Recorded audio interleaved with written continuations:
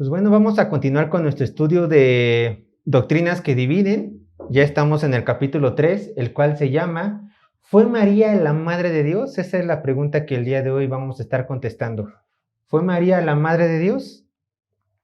Bueno, aquí por lo general en todo este tema, les adelanto, vamos a estar tocando doctrinas católicas. Vamos a hacer una comparación de qué es lo que dice la palabra de Dios con la doctrina católica. Pero antes de continuar con todo esto, yo quisiera de una vez desde el principio, contestar esta pregunta.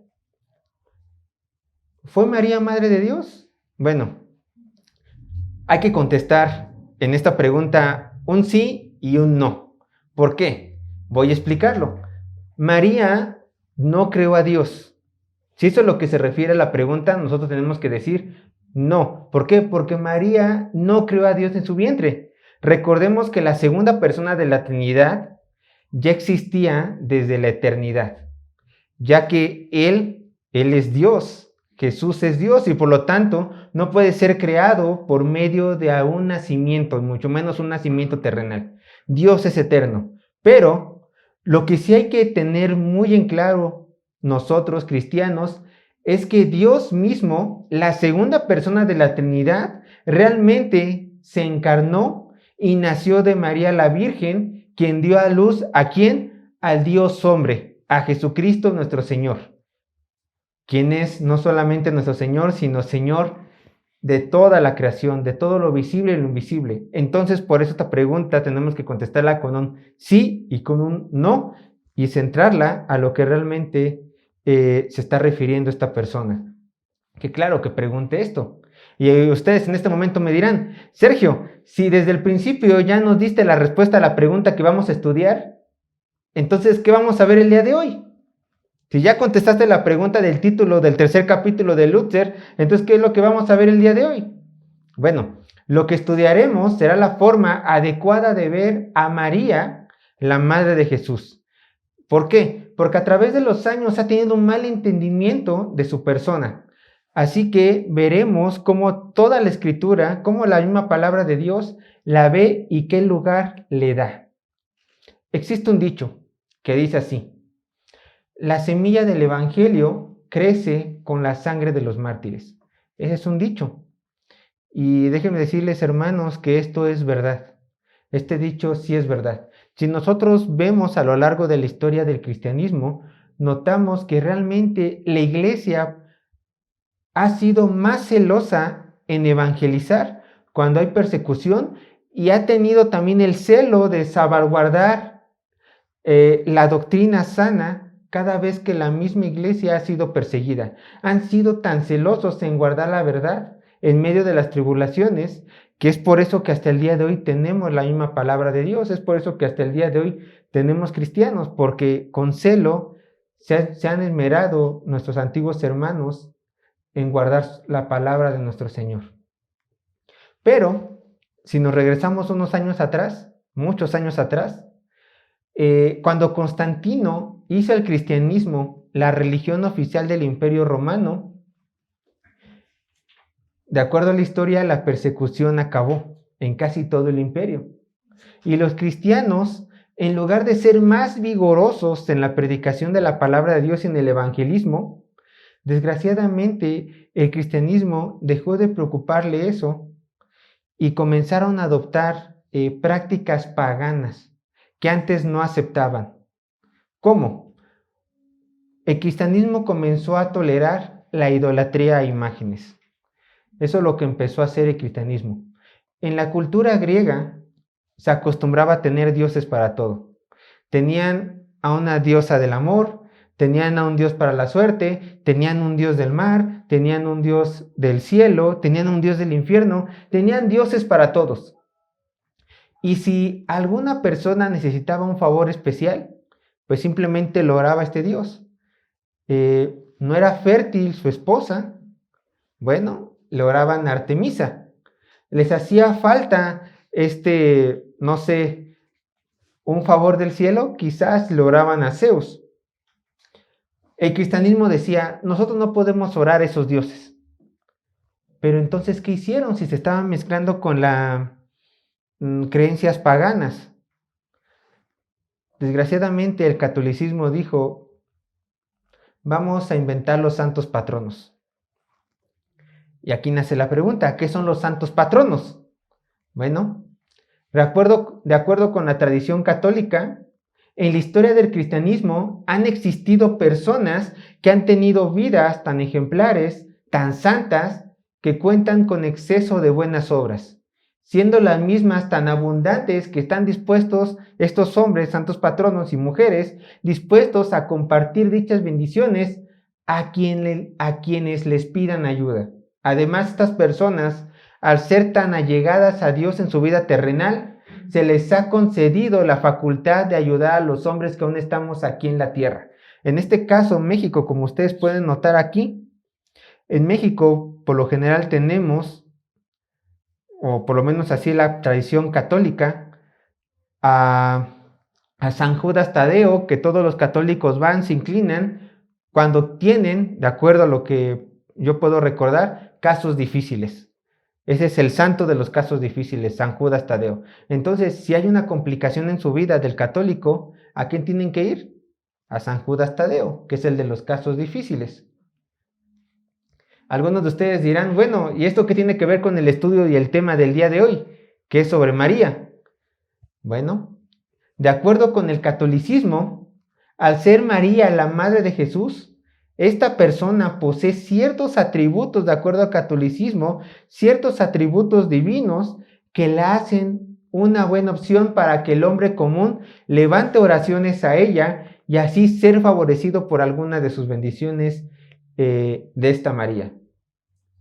Pero en esta forma de pensar se deja ver claramente que el catolicismo le da atribuciones a María netamente divinas, al grado de hacerla un poco más grande que nuestro Señor Jesucristo.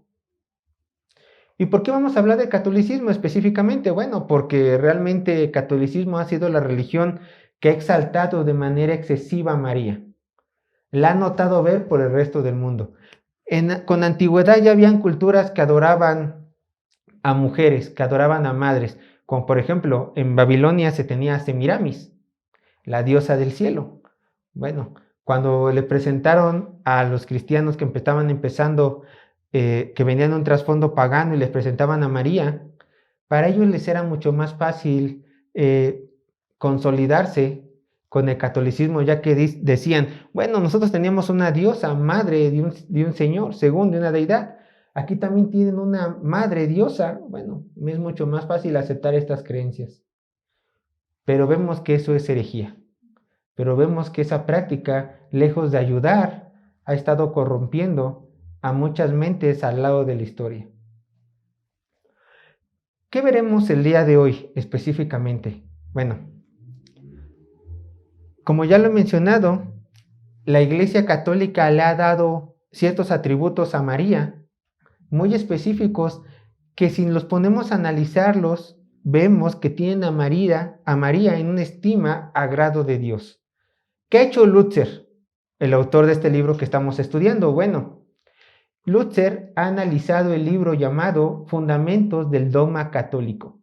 Lo repito, Fundamentos del Dogma Católico, escrito por Ludwig Ott. Fue escrito por este hombre.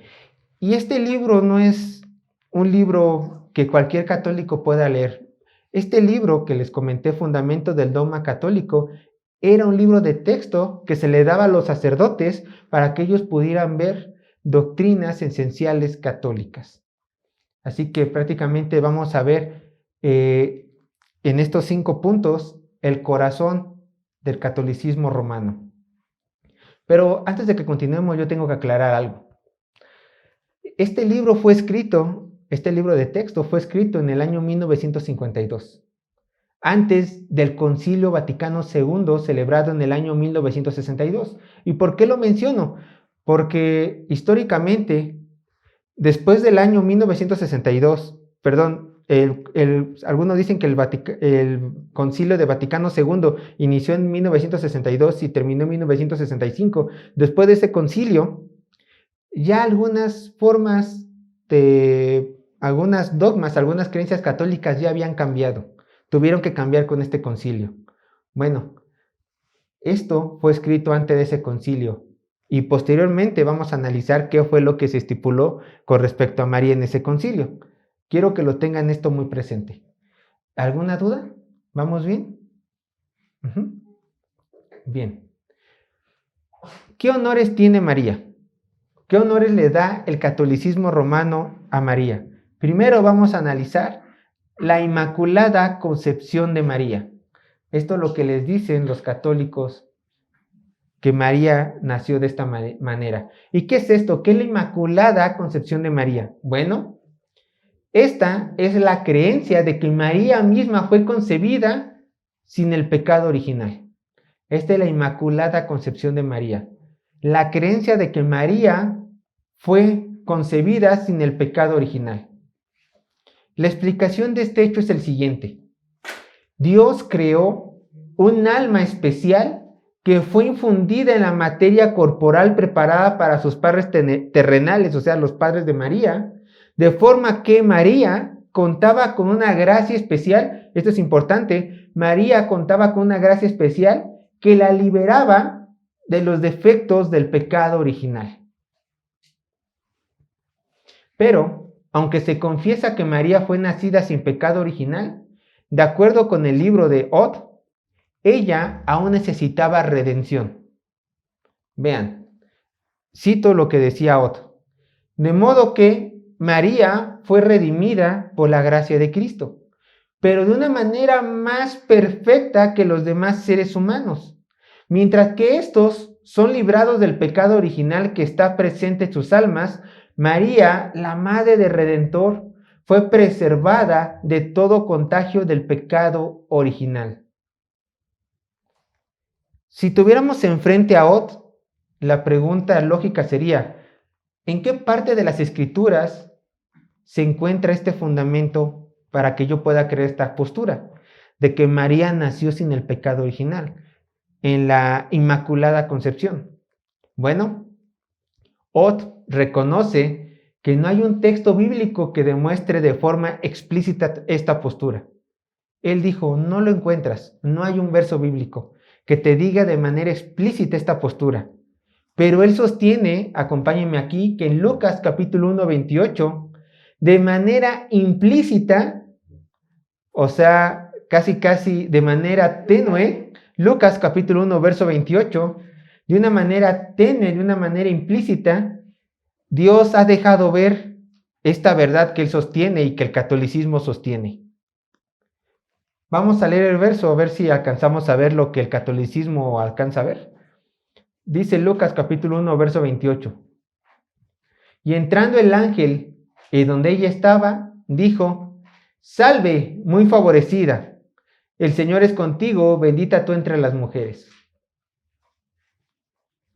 Discúlpenme, pero en ningún momento se alcanza a ver nada de lo que Od sostiene. Simplemente el ángel está exaltando a María, pero ¿por qué?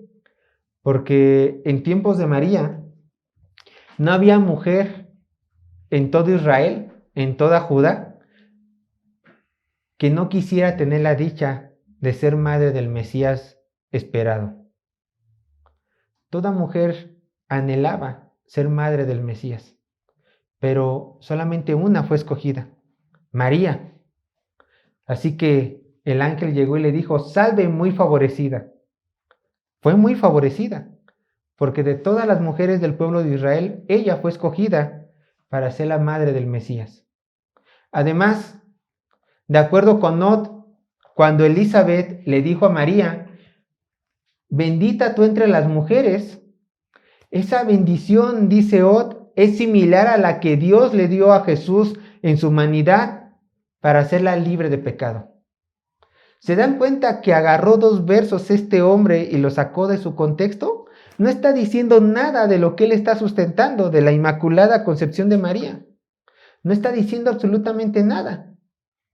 Bueno, pero entonces, ¿en dónde se encuentra sustento, Od, para creer esta postura? Recuerden que el catolicismo romano tiene varias autoridades.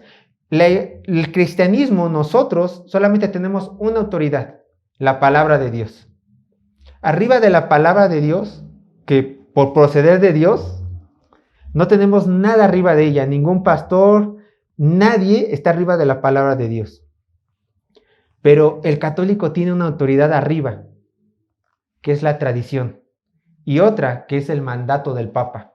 Bueno, el Papa Pío IX dijo en una bula papal que la siguiente doctrina, o sea, la doctrina de la Inmaculada Concepción de María, fue revelada, no iluminada, fue revelada por Dios y por lo tanto debía ser creída por los santos fieles. Y este Papa Pío IX dijo lo siguiente: la Santísima Virgen María fue desde el primer momento de su concepción, por don único de la gracia y privilegio de Dios Todopoderoso, en vista de los méritos de Jesucristo, el Redentor de la humanidad, preservada y libre por completo de toda mancha del pecado original. Ellos dicen, la Biblia no lo dice, pero el Papa ha dicho que por medio de una revelación, esto hay que creer. Esta es la postura del católico. Recuerden, pero hay que entender por qué piensan así, porque el católico no dice solo Biblia, como nosotros estamos acostumbrados y es lo correcto, solo Biblia. Ellos dicen, está la Biblia, está la tradición, está lo que diga el Papa, sus revelaciones, que posteriormente se vuelven tradiciones y que por lógica echan abajo e ignoran lo que ya está escrito en la palabra de Dios. Bueno, también hay cristianos, entre comillas, que ponen sus sueños, sus visiones, sus creencias por arriba de la palabra de Dios. Y por supuesto, esto está mal, porque ¿qué diferencia hay entre un católico y este cristiano? Si ambos ignoran la palabra de Dios. Bien, vamos al segundo punto. María fue libre de pecado personal. Esta es otra creencia del catolicismo. María fue libre del pecado personal. De acuerdo con el dogma católico, María, al igual que Cristo, estuvo sujeta a defectos humanos generales, pero en todo sentido vivió libre de pecado, y no solo eso, también tuvo en vida, gracias a su fe, humildad y entrega a Dios, tantos méritos que es capaz de otorgarle estas gracias a los santos que oren a su favor. ¿Se acuerdan como santos patronos? María también puede ser considerada un santo patrono. Bueno, en el Concilio de Trento se declara lo siguiente con respecto a María. Ninguna persona justificada puede evitar todos los pecados durante su vida entera, ni siquiera pecados veniales, excepto sobre la base de un privilegio especial de Dios por el que la Iglesia sostiene fue dado a la bendita Virgen. Ellos dicen, nosotros como Iglesia Católica creemos, se lo parafraseo, que todo ser humano va a pecar. Ningún ser humano está exento de pecados. Solamente un ser humano, además de Cristo, está exento de pecados. ¿Quién? María la Virgen. ¿Por qué? Por una gracia especial de Dios sostienen ellos. Y ahora nosotros tenemos que volver a hacer la pregunta. ¿Realmente no hubo pecado en María? Bueno, ¿en qué sentido? ¿Realmente ella nació sin pecado? Punto número 1. Y el punto número 2, que lo pueden ver en las diapositivas, ¿realmente María nunca cometió ningún pecado mientras estuvo aquí en la tierra? Bueno, la tradición católica les van a decir, sí, así fue. ¿Por qué? Porque la tradición así lo marca. Pero si vamos a las Escrituras, ¿qué es lo que nos dice la palabra de Dios? Romanos capítulo 3, verso 10 al 12. Lo voy a repetir 2 veces por si gustan buscarlo.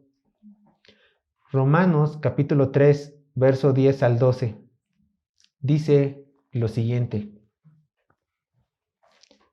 Dice lo siguiente, como está escrito, no hay justo ni aun uno, no hay quien entienda, no hay quien busque a Dios, todos se desviaron, a unas se hicieron inútiles, no hay quien haga lo bueno, no hay ni siquiera uno, incluyendo María, Madre de Jesús. Romanos, unos versos más adelante, Romanos capítulo 3, verso 23. Romanos capítulo 3, verso 23 dice, por cuantos quienes todos pecaron y están destituidos de la gloria de Dios. incluyendo María. Primera de Juan, capítulo 1, verso 10, dice lo siguiente. Primera de Juan, capítulo 1, verso 10, dice lo siguiente. Si decimos que no hemos pecado, le hacemos a él mentiroso y su palabra no está en nosotros. Como lo podemos ya apreciar en las Escrituras, estas afirman que no hay ningún humano libre de pecado. Todos pecamos. Es más, María también reconocía esta verdad. Sergio, ¿cómo lo sabes? ¿Cómo sabes que María también se consideraba pecadora? ¿Cómo sabes que María sabía que ella no era libre de pecado? Acompáñame aquí, lo voy a repetir 3 veces. Lucas capítulo 1, verso 46 y 47. Lucas capítulo 1, verso 46 y 47. Lucas capítulo 1, verso 46 y 47 dice así. Entonces María dijo, engrandece mi alma al Señor y mi espíritu se regocija en Dios, ¿quién? Mi Salvador. María afirma que Dios es su Salvador, ya que ella reconocía su situación pecadora y por lo tanto requería de un Salvador que la librara de la ira venidera. Tú no le puedes decir Salvador a alguien a menos que sepas que estás en problemas. ¿Tú a qué vas a un doctor si no sabes que estás enfermo? Tú cuando sabes que tienes una enfermedad, que sabes que te sientes enfermo, vas a un doctor para que te dé un alivio a esa enfermedad. ¿Por qué vas a decir necesito un Salvador si se supone que no tienes pecado? Si se supone que naciste sin pecado. María sabía que ella era igual que todos los seres humanos, pecadora, y que la ira de Dios iba a caer sobre ella, al menos que su Salvador hiciera algo, el cual tenía en el vientre. Entonces, ¿qué hay del hecho de que los católicos afirman que María nació sin pecado? ¿Qué hay entonces de eso? Bueno, debemos de tener en claro que Jesús nació sin pecado. ¿Por qué? Porque él era Dios mismo. Jesús nació sin pecado porque Jesús era Dios mismo. Por eso él nació sin pecado. ¿Y qué hay de María? María, por no ser Dios mismo, ella nació en pecado. Por ser un humano igual que nosotros, ella fue concebida en pecado. Entonces lo que dice Salmo 51, verso 5, aplica a María. He aquí, en maldad he sido formado y en pecado me concibió mi madre. Así igual con María. Jesús no. Porque la segunda persona de la Trinidad se encarnó. Y Él es santo, sin mancha, puro. Pero María, repito, era un humano como nosotros. Si quieren verlo así, tan común y corriente, que tuvo la dicha de engendrar al Mesías. Eso nadie se lo va a quitar. Y aquí pasamos al punto número 3. Vean, la virginidad perpetua de María. Este es otro punto que los católicos le atribuyen a María. Su virginidad perpetua. Bueno, los católicos creen que María, aún después de dar a luz a Jesús, se mantuvo virgen. ¿Por qué? Porque de acuerdo con los católicos, María hizo un voto de castidad. De acuerdo con los católicos. Hay algunos católicos que van más allá y eso se encuentra en algunos evangelios apócrifos que no son inspirados por el Espíritu Santo. Estos católicos y estos evangelios apócrifos dicen que después de dar a luz a Jesús, María, de forma milagrosa, de forma sobrenatural, ella después de dar a luz se mantuvo virgen hasta el día de su muerte. Lo cual es imposible. Pero se mantuvo virgen. Bueno, ¿qué dice Ott? ¿Qué dice el autor del libro de texto que estamos leyendo? Bueno, por supuesto que Ott, como todo católico, avala esta postura de la perpetua, de que María fue perpetuamente virgen. Él avala esta postura. Lucas capítulo 1, verso 34, de acuerdo con Ott, según él, dice que de forma una vez más implícita, podemos ver esta verdad de acuerdo con su postura. Lucas capítulo 1, verso 34. Vean lo que dice el verso. Entonces María dijo al ángel: ¿cómo será esto? Pues no conozco varón. El ángel le dijo a María: tú vas a dar a luz. Y María contestó esto: ¿cómo es posible que yo dé a luz si no conozco varón? Ella estaba comprometida con José. Y ella dijo: ni siquiera he conocido a mi prometido. ¿Cómo yo voy a dar a luz? Bueno, de acuerdo con Not, este texto de manera escondida, de manera de que si no eres un padre católico no lo vas a poder discernir, de manera implícita, dice, cuando dice María que no conoció varón, es de que ella en ese momento dijo: nunca en mi vida voy a conocer varón. Voy a estar casada con este hombre, pero va a ser de título porque nunca voy a tener relaciones sexuales con José. Bueno, eso es lo que sostienen los católicos. Hay una realidad. En el momento de la concepción de María, ella sí fue virgen. Y José nunca la tocó hasta dar a luz a su hijo Jesús, hijo de María, por supuesto.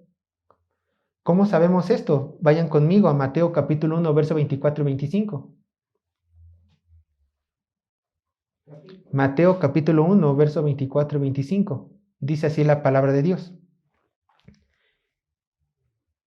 Y despertando José del sueño, hizo como el ángel del Señor le había mandado y recibió a su mujer. Vean verso 25. Pero no la conoció, es decir, no tuvo relaciones sexuales con ella hasta que dio a luz a su hijo primogénito y le puso por nombre Jesús. ¿Se dan cuenta? Pero no la conoció hasta que dio a luz a su hijo primogénito, o sea, a nuestro Señor Jesús. Después de que María, madre de Jesús, dio a luz a su hijo, a Jesús, ya tuvo relaciones sexuales con José y tuvo una vida normal en matrimonio, una vida conyugal normal como cualquier otra persona. Normal. Y tanto fue así que tuvo una vida conyugal normal que María, después de eso, tuvo hijos. Jesús tuvo medios hermanos. ¿Cómo lo sabes? Bueno, Mateo capítulo 13, versos 55 al 56. Vean lo que dice. Mateo capítulo 13, versos 55 al 56. Dice así. Mateo capítulo 13, versos 55 al 56. Dice así. ¿No es este el hijo del carpintero? ¿No se llama su madre María y sus hermanos Jacob, José, Simón y Judas? Vean, verso 56. ¿No están todas sus hermanas con nosotros? ¿De dónde pues tiene todas estas cosas? Después de eso, Jesús tuvo hermanos y tuvo hermanas. María tuvo hijos y tuvo hijas. ¿Con quién? Con su esposo José. Un último verso, Marcos, lo voy a nada más a decir una vez. Marcos capítulo 3, verso 31 a 32 dice: vienen después sus hermanos y su madre, y quedándose fuera, enviaron a llamarle. ¿Quién? Sus hermanos de Jesús y su madre. Y la gente que estaba sentada alrededor de él le dijo: tu madre y tus hermanos están afuera y te buscan. Entonces, una vez más, es refutada esta creencia católica. María no fue siempre virgen. Solamente fue virgen en el momento de su concepción. Después de que dio a luz a nuestro Señor, una vez más, tuvo una vida conyugal con su esposo normal. Punto número 4. La asunción corporal de María al cielo. La asunción corporal de María al cielo. El 1 de noviembre del año de 1950, el Papa Pío XII promulgó esta doctrina que, de acuerdo con sus palabras, una vez más otro papa dijo, fue una revelación de parte de Dios. Quizás comían muy pesado. Quizá alguien les dijo, mire señor papa, tenemos un pozole, pruébelo usted. Y empezó a soñar raro. Tanto así que dijo, una revelación de Dios, dijo este papa. Y él dijo con estas palabras, el Papa Pío XII, María, la perpetua e inmaculada Virgen y Madre de Dios, al término de su vida terrenal, fue asumida en cuerpo y alma por la gloria del cielo. Además, el mismo Papa dijo que María resplandece en gloria en cuerpo y alma y así reina en el cielo junto a su Hijo.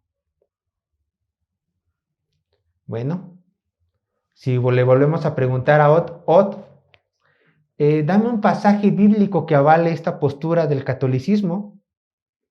Ot, una vez más, es sincero y dice, amigos seminaristas, sacerdotes, futuros sacerdotes católicos, le pueda decir así a su clase, no hay pasaje bíblico que sustente esta postura, no existe.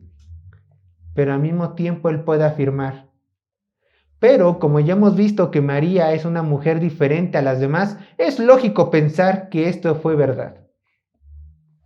Una vez más, ¿dónde hay sustento bíblico? No lo hay. No lo hay.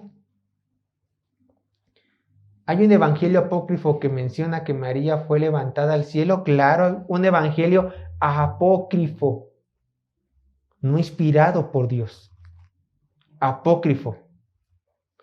Y eso solamente sirven como historias, cuentos, relatos, novelas.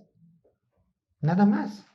El cristiano serio no puede extraer nada, ni puede creer nada de lo que está en los evangelios apócrifos.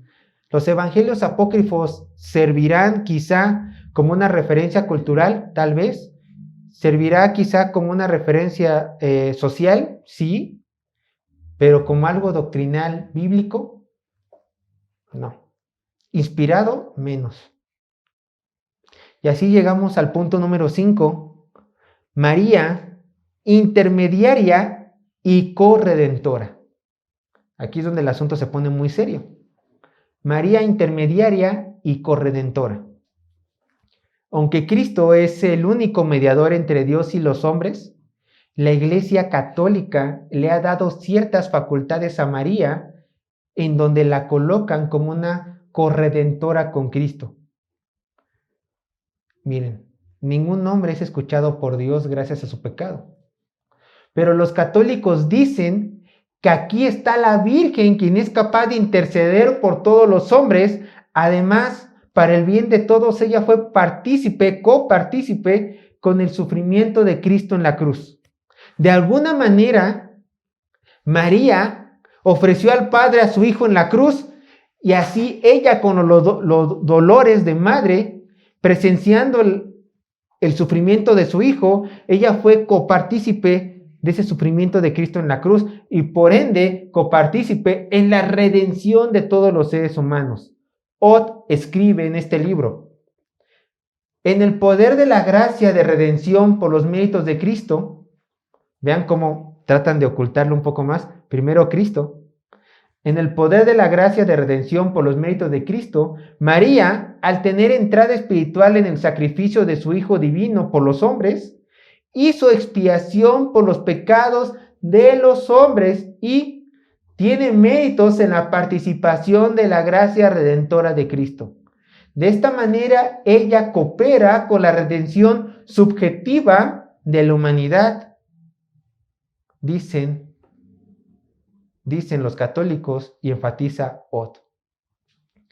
Aunque Ot, tengo que decirles, afirma que la intercesión de María es de menor calidad que la de Jesucristo, también está en acuerdo de que María coopera en la aplicación de la gracia redentora de la humanidad. ¿Cómo? Ya les expliqué, cómo fue copartícipe de los sufrimientos de Cristo, como ella sí es escuchada por Dios, el único ser humano escuchado por Dios, además de Cristo hombre, por supuesto, 100% Dios, 100% hombre, ella puede ser copartícipe de esto. Vean lo que escribió el Papa León XIII en un decreto. El Papa León XIII escribió esto en un decreto: nada que sea conforme a la voluntad de Dios viene a nosotros sin la intervención de María. De modo que si así como nadie puede acercarse al Padre Supremo si no es por medio del Hijo, nadie se puede acercar a Cristo si no es por medio de la madre. Entonces aquí están colocando otro filtro. Ya no es solo Cristo como abogado perfecto, como intercesor nuestro. Ahora es, si quieres que tu oración llegue al Padre y así llegue al Hijo primero, tienes que pasar por María, porque Cristo y Padre, principalmente Cristo, porque es su Hijo, no escucha a nadie si no es a su madre. Y aquí le dan unos atributos de omnisciencia y casi omnipresencia a la Virgen María. ¿Cómo es posible que el catolicismo le diga a todos los feligreses y aún a todo el mundo, oren a María, órenle al mismo tiempo todos, y María puede escuchar a todas las personas? Entonces le están dando unos atributos de Dios, omnisciente y omnipresente, para que ella pueda estar escuchando todas y cada una de las oraciones y así llevárselas a su Hijo, y para que el Hijo después se las lleve al Padre. Una vez más, ¿qué dice las Escrituras con tocante a estas verdades? Dice lo siguiente. 1 Timoteo capítulo 2, versos 5 al 6. 1 Timoteo capítulo 2, versos 5 al 6 dice: porque hay un solo Dios y un solo mediador entre Dios y los hombres. ¿Quién? ¿María? No.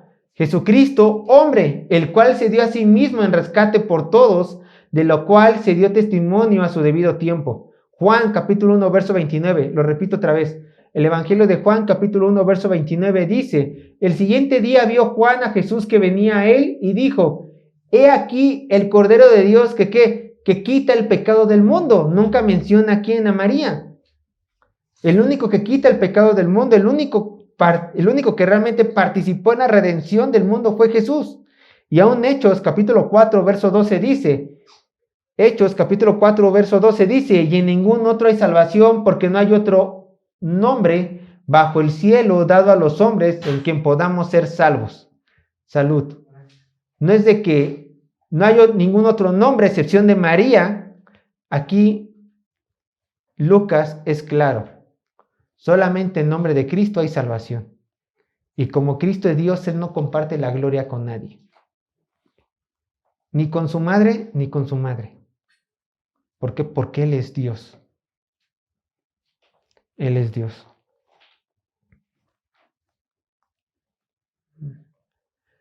Vamos a analizar rápidamente algunas comparaciones que el catolicismo hace con María y Cristo. El catolicismo, recuerden, no es que Cristo esté arriba de María. Ellos lo dicen, por lo menos Oth lo dijo. Dice, las oraciones de Cristo son más efectivas que las oraciones de María. Pero en el papel, en sus dogmas, en sus creencias, María, si no es que está a la par de Cristo, es superior a Cristo. Vamos a ver por qué. Aquí Luther ahora cita el libro Las Glorias de María, escritas por el cardenal Alfonso de Ligorio. En este libro se alcanza a ver la médula espinal, el centro del catolicismo con respecto a la Virgen María. Y dice este cardenal: todo lo que decimos para alabar a la Madre sirve para alabar al Hijo de la misma manera. Entonces, esta es la verdadera tradición católica tocante a María.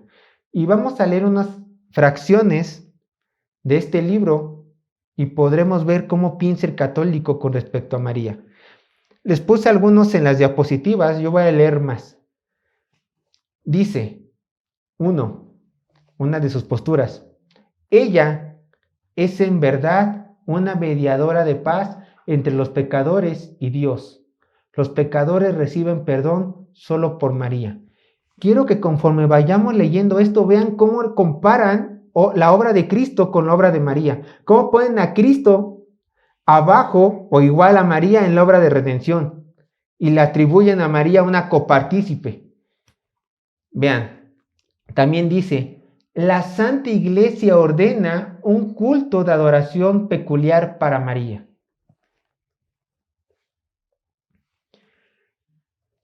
nuestra salvación está en las manos de María.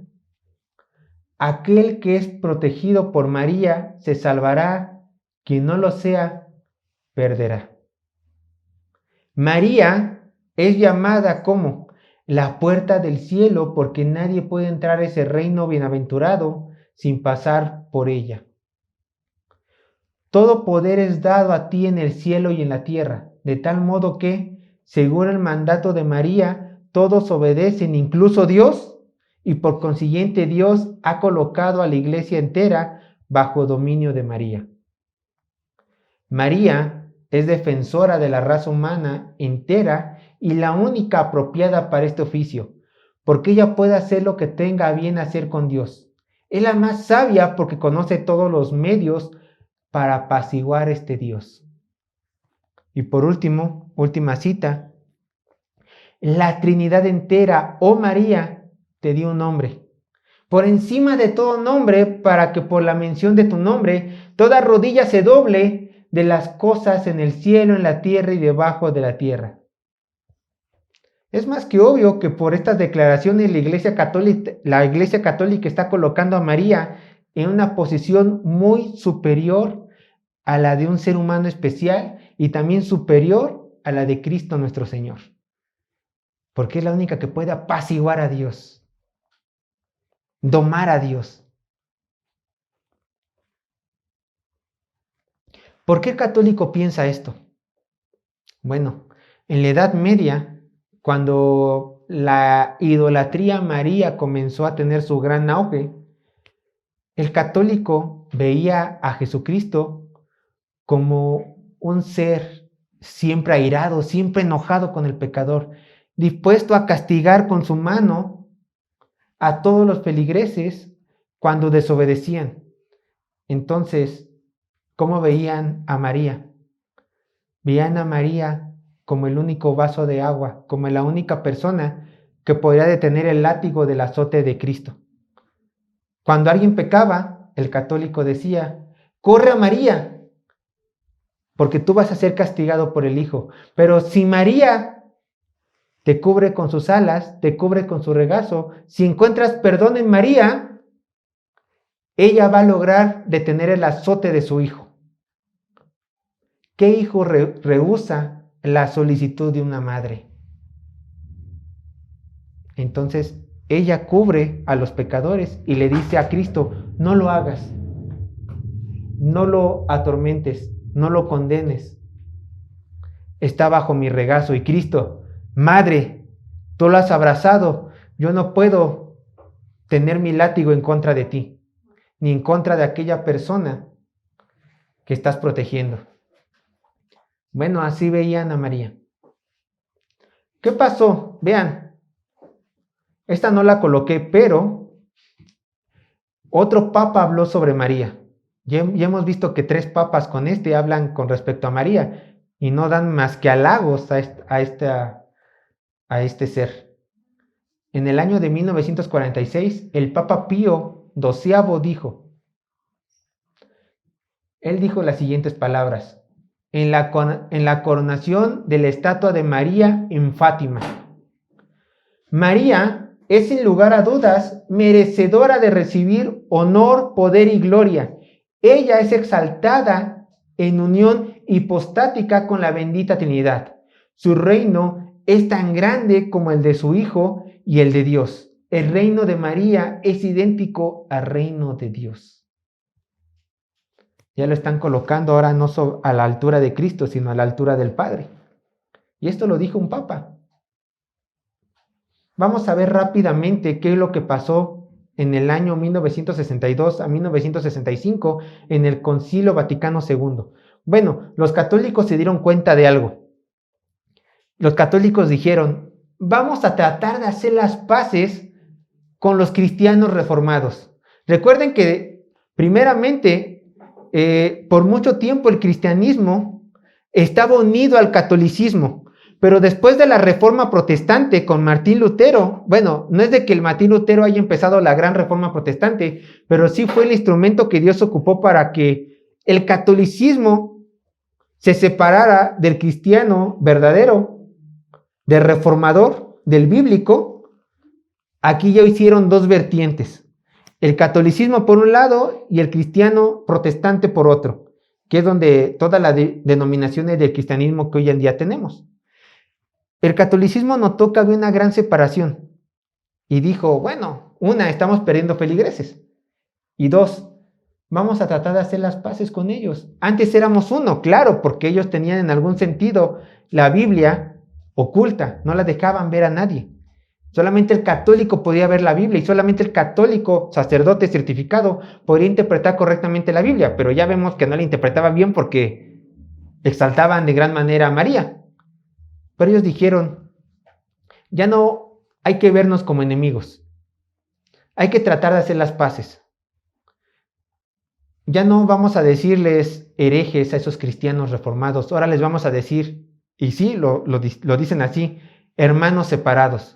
Porque hay más cosas que nos unen que cosas que nos dividen. Entonces, en este concilio se trató de algún cierto modo, diluir ciertas posturas católicas para que cuando el cristiano reformado volteara a verlas dijera, sí nos parecemos un poco. Sí puede haber comunión entre el católico y el cristiano. Pero realmente cambió algo, ahorita solamente nos vamos a centrar en el tema de María. ¿Realmente cambió en algo la postura del católico tocante al tema de María después del Concilio Vaticano II? Déjenme decirles que no cambió absolutamente casi nada. No cambió nada. Según ellos estaban haciendo esto y yendo a las escrituras también, escarbando en sus tradiciones para ver si había concesiones. Ellos dijeron, sí la hay. Pero si lo ponemos a analizar sus posturas, encontraremos que no existen. No existen. Vean. Estas ya son creencias después del Concilio Vaticano II. Después de que terminó. Ellos dijeron, se cree que María está a la par con el resto de los humanos en la necesidad de salvación. Esto también ya lo creían. El concilio afirmó que María es enteramente santa y libre de toda mancha de pecado, moldeada por el Espíritu Santo con una sustancia nueva, siendo así una nueva criatura. Inmaculada Concepción, ya lo creían, no cambió nada. María coopera con su Hijo en la salvación de las almas humanas. No ha cambiado nada. Su obediencia a Dios fue tan grande que llegó a ser causante de su propia salvación y de la raza humana, méritos propios de María. No cambió nada. Es correcto darle títulos a la Virgen como defensora, mediadora y auxiliadora de la humanidad. No cambió nada. Está unida a su Hijo en la redención, o sea, María está unida a su Hijo en la redención y por lo tanto es correcto que la humanidad le ore para alcanzar salvación. No ha cambiado nada, ya ellos crean esto. El concilio dice de María que ella dio vida al mundo. Bueno, aquí ya vemos que su herejía avanzó un poco más. Aquí hubo un cambio, pecaron más. También dice el concilio, María es ejemplo de santidad y entrega en todas las virtudes, así que se anima a los feligreses en imitarla. Nada ha cambiado, ya hacían esto antes. En este punto y de manera de conclusión, debemos de preguntarnos, ¿por qué el catolicismo se aleja de la palabra de Dios y decide idolatrar a María como si fuera Dios mismo? ¿Por qué? Y aquí nos vamos a meter con la teología católica. Pongan atención. La figura de María representa lo que el catolicismo cree con todas sus fuerzas acerca de la salvación. Y ustedes van a decir, ¿qué representa María?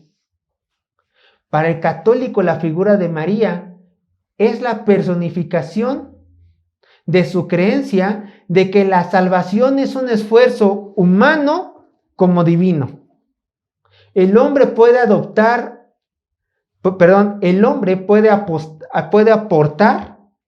a su justificación por medio de una conducta adecuada y así Dios puede obrar en su salvación. La tradición católica dice y sostiene que la salvación es por obras. Que tú contribuyes a tu salvación. Y ahí tienes ejemplo a María, que tuvo una vida virtuosa, que tuvo una vida entregada a Dios, que tuvo tantos méritos que ella misma cooperó para su propia salvación. Tanto así fue su vida tan santa, que fue copartícipe en la redención de la humanidad con su Hijo Cristo. Ella es el pináculo de la salvación por obras, enseñado por el catolicismo. Por eso ellos no lo pueden soltar. Porque de acuerdo a sus dogmas, a sus creencias, a sus tradiciones, la salvación para ellos es salvación por obras. Cristo más algo. Cristo más tu justicia. Cristo más tus buenas obras. Cristo más tu entrega. Y con esto ellos hacen a un lado lo que encontramos en Éxodo capítulo 20, verso 1 al 6. En la imagen ahí vemos al Papa Francisco adorando o rezándole a María. No sé el contexto de la imagen, pero por lo menos le está haciendo una reverencia. Dice Éxodo capítulo 20, verso 1 al 6. Y habló Dios todas estas palabras diciendo: Yo soy Jehová tu Dios, que te saqué de la tierra de Egipto, de casa de servidumbre. No tendrás dioses ajenos delante de mí.